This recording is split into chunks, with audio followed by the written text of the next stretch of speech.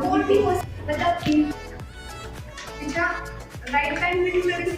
कोणत्या आहेत किंवा लेफ्ट बँक ट्रिब्युटरीज कोणत्या तुम्हाला माहित आहे बँक ट्रिब्युटरीज मेजर अशा कुठल्या नाही साधे ओढे नाले वगैरे येऊन मिळत असतात आणि जे राईट बँक सेकंड आहे त्याच्यासोबत तुम्ही दलाचा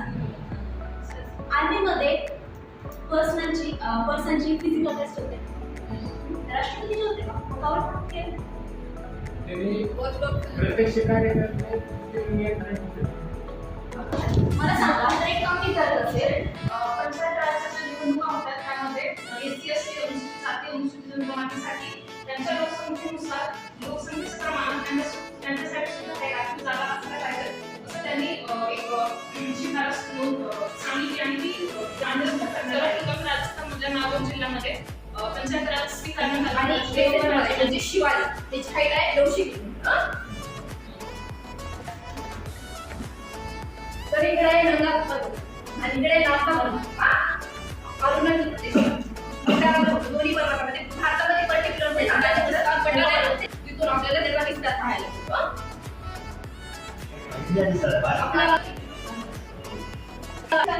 त्या ठिकाणाला महत्व आहे तसेच गौतम बुद्धांचा जन्म जिथे झाला ते नेपाळमधलं स्थान आहे जिंबोली आणि गौतमीनगर मध्य प्रदेश या ठिकाणी झाला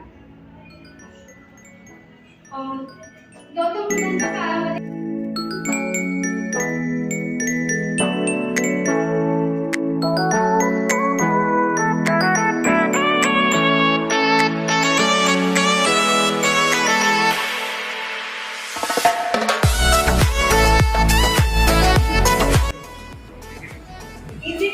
आपल्याला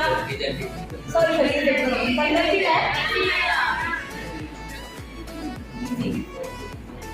कारण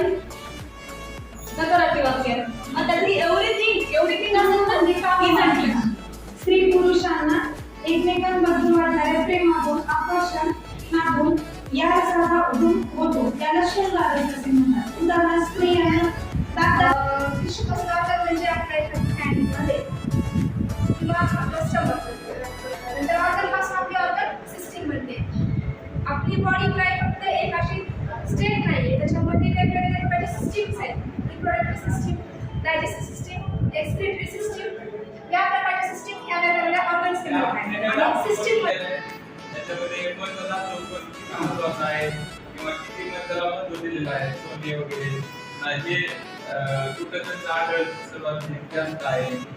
आणि त्याचं हे लोकेशननुसार काय बदललेलं असलं तर करून काय समजलं नाही सॉरी अशा म्हणजे त्याच्यामध्ये विशिष्ट व्यक्तीचा किंवा प्राण्याचा बोध केला जातो त्याला विशेष नाव असं म्हणतात आता तिसरा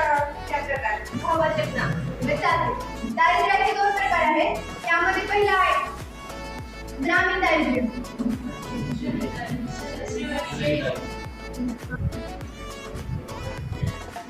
बरोबर आता हे आपले बेसिक आहे मला वाटत असेल मॅडम आले ते काय सांगितले ग्रामीण दारिद्र्य शहरी दारिद्र्य पण मुळात आपल्याला संकल्पना क्लिअर असायला पाहिजे म्हणजे आपल्या जर मुळात बिल्डिंगचा पाया भक्कम असला तर बिल्डिंग किती पण वर्ष टिकू शकते नाही का याची 55% किती टोटल किंमतीची तर आता कसं करायचं 40% 120 आहे तर आपल्याला अजून 60% किती आहे ती काढायची तर आता स्वराज्य स्थापन केल्यानंतर त्यांच्या अनेक अडचणी आल्या त्याच्या सर्वांकडे म्हणजे स्वराज्य स्थापन करावं असं त्यांचं स्वप्न जे पूर्ण झालं ते फक्त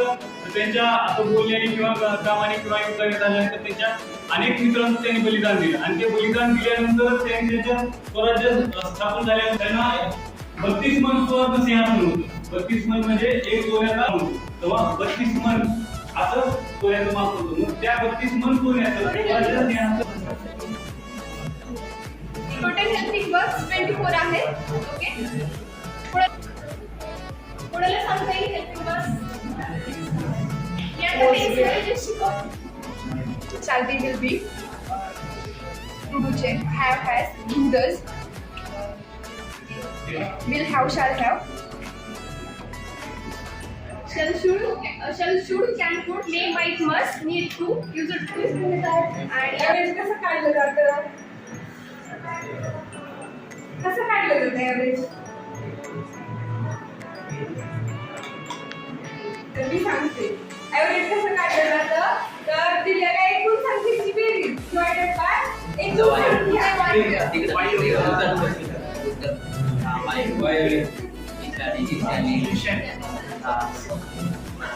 जे सगळ्यांना तर याच्यावर डिस्टन्स आणि डायरेक्शन याच्यावर क्वेश्चन असतात